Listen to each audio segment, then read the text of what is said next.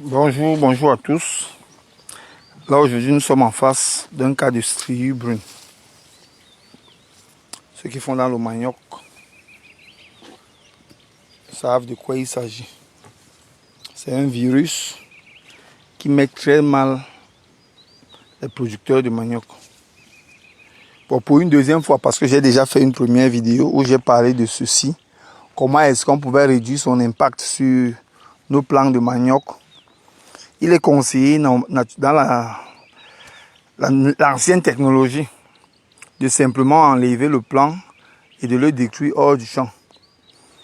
Mais si vous avez une exploitation paysanne, si vous enlevez un plant comme celui-ci, même si vous faites des remplacements, rattraper la hauteur de ce plant avec des autres plants sera très compliqué. Au point où vous serez amené à récolter le plant remplacé alors qu'il n'était pas en maturité, simplement parce qu'il se retrouve dans un environnement qui, en termes d'âge, ne correspond pas. Donc c'est pour ça que je vous apporte un peu de réflexion.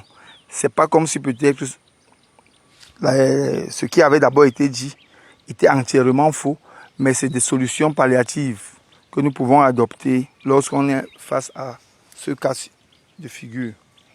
Ok, la première chose déjà, si c'est à cette hauteur, parce que là, le plan a environ 80 à 1 mètre déjà.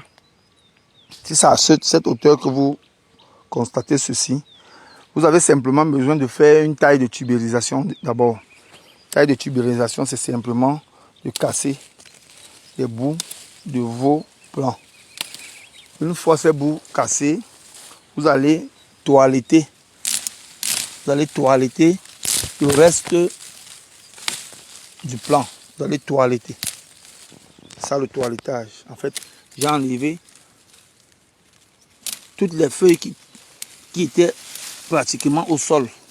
Le but ici, c'est quoi? Le but ici, c'est de redonner la possibilité à la plante de sortir de nouvelles feuilles qui, à 70% des cas, ne seront pas attaquées par la mosaïque ou alors la striure brune, à 70% des cas.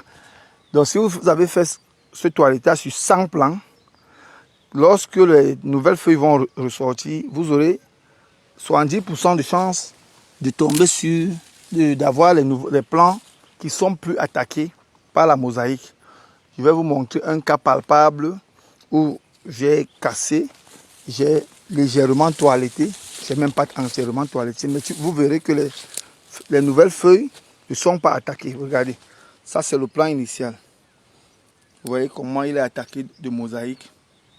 Et là, il a subi sa taille. Vous avez vu la taille de tubérisation, c'est ça. Et ça, ce sont les nouvelles feuilles. Vous voyez, avec des nouvelles feuilles, combien c'est pratiquement sain. Et lorsque vous avez dans ceci, bon, j'avais laissé ces feuilles juste pour la pédagogie, vous montrer que c'est le même plan. Vous voyez, c'est le même plan. Là, c'est la mosaïque. C'est le même plan. Et ici, vous voyez, les nouvelles feuilles sont saines. Elles sont saines. Donc, là maintenant, je vais toiletter pour éviter la contagion avec le nouveau plan qui part. Je vais donc toiletter tout mon manioc et j'aurai vaincu sur ce plan le problème de la mosaïque. Voilà. Vous voyez, donc voilà, nouveau plan toiletté. Vous voyez, il n'a plus de mosaïque. Il est déjà pratiquement un plan sain. Donc, lorsque le plan se comporte comme ceci, la photosynthèse est facile, elle est même très bonne. La tubérisation également. Parce qu'en fait, le problème avec la mosaïque, c'est qu'elle bloque la photosynthèse. Et lorsque la photosynthèse est bloquée, la tubérisation sera très faible.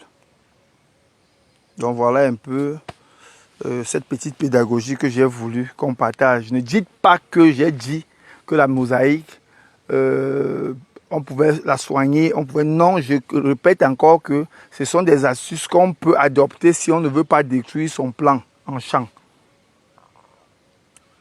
En production industrielle, naturellement, je vais vous demander d'enlever ce plant.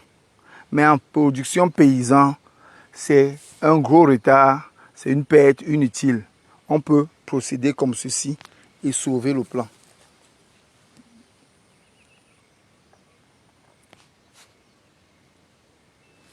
Sur ce, je vous dis bonne journée et à très bientôt.